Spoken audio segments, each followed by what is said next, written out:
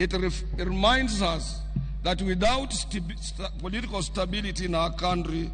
we cannot be able to grow our economy and hence create employment for our young men and women.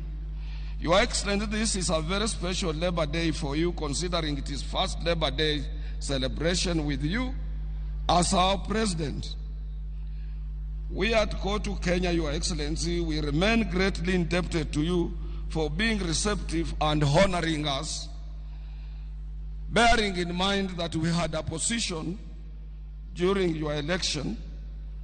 but nevertheless, here you are with us. We therefore accept and remind ourselves that we do indeed owe you more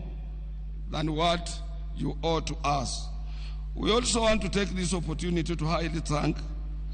you for having given us the first opportunity to meet all labor leaders while you are still reorganizing your office, and that was not, we can't take it as workers just for granted,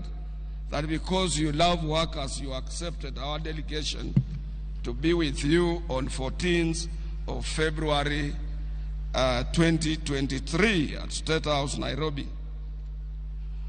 And you moved with speed to adopt and implement some of our proposals, including proposing ratification of the ILO Convention 190